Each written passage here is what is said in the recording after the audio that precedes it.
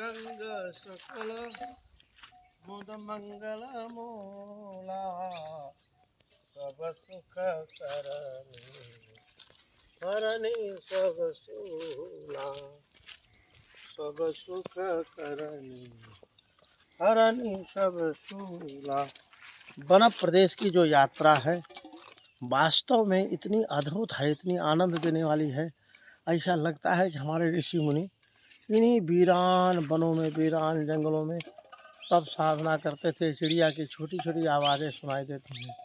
यहाँ न कोई माइक है, न कोई शोर है, न कोई रोड है, न तो कोई पानी की टोंटी है, न तो कोई वातावरण है, कोई भी खराब बात। सब वृक्ष ही वृक्ष खड़े हुए हैं, हजारों लाखों की संख्या में वृक्ष खड़े हुए हैं और इतना शांतमय वातावरण है।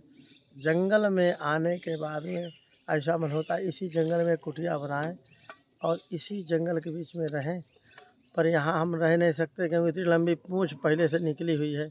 वो पूँछ का क्या करें, हैं तो पहले से इतनी लंबी पूँछ निकली हुई है व्यवस्था की, तो जाना पड़ेगा। नहीं तो जंगल में रहने का जो आनंद है, कभी बीमारी नहीं आ सकती जंगल में रहने वाले को।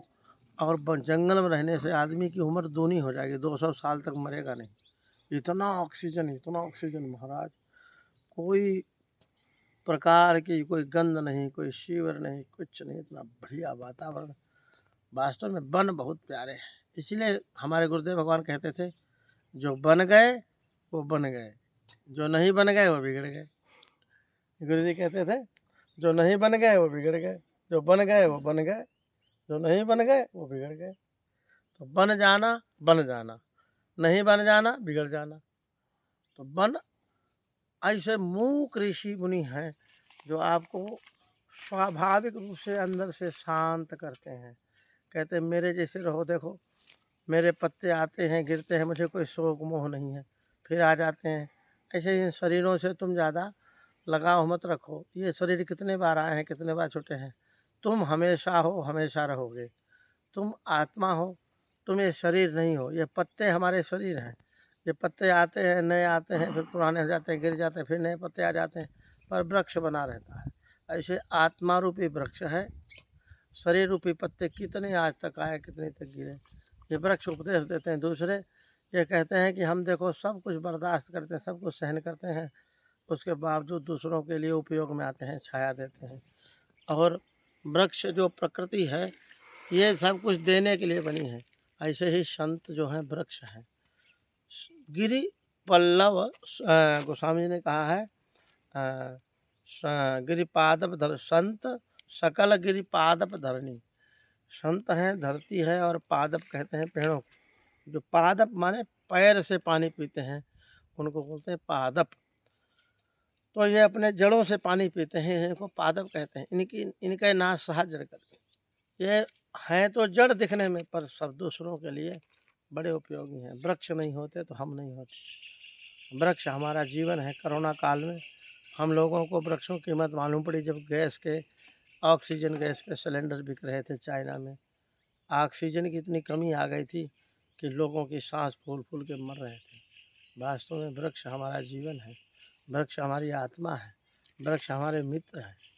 ये वन देवता हमारे इष्ट हैं, आराध्य हैं। हमारे लिए ये इतना तप कर रहे हैं खड़े, हमको जीवन दे रहे हैं। माँ नर्मदा की कृपा से इन वनों में आने का सौभाग्य मिला। मैं बड़ा सौभाग्यशाली मानता हूँ अपने कि मैया ने कृपा करी, मुझे इन वनों में आने का सौभाग्य मिला।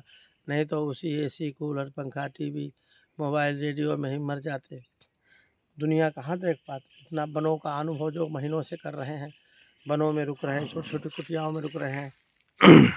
कभी वन विभाग का छोटा सा कोई बनाया हुआ होता है, वहाँ थोड़ा विश्राम कर लिया, कहीं कोई आदिवासी भाई के यहाँ विश्राम कर लिया, कहीं कोई पेड़ के नीचे, कहीं शमशान में, जंगलों में। तो ये अनुभव नर्मदा परिक्रमा से ही आता है। और हमारे साथ में हमारे पूज्य स्वामी विश्वात्मानंद जी, पूज्य स्वामी कमलेश्वर भारती जी, ये हमारी जो मंडली है, हम लोग सब बड़े सहज भाव से यात्रा कर रहे हैं और परम आनंद है। किसी को किसी प्रकार की कोई चिंता नहीं है, सब अपनी मस्ती में मस्त हैं। और माँ नर्मदा की परिक्रमा करते करते आज मुझे 57वां दिन हो गया है। और मैं आपको सच बताऊं, मैं सब कुछ भूल गया हूँ पीछे का। मुझे पीछे का कुछ याद ही नहीं। मुझे ऐसा लग रहा है कि मैं इन्हीं वनों में मैं बहुत बरसों से रह रहा हूँ, इन परिक्रमा स्थानों में। पीछे का सारा अड्डम बड्ड सब भूल गया। अभी ये जंगल ही जंगल, स्वप्न में भी चलता हूँ तो रात को परिक्रमा, स्वप्न में परिक्रमा आती है।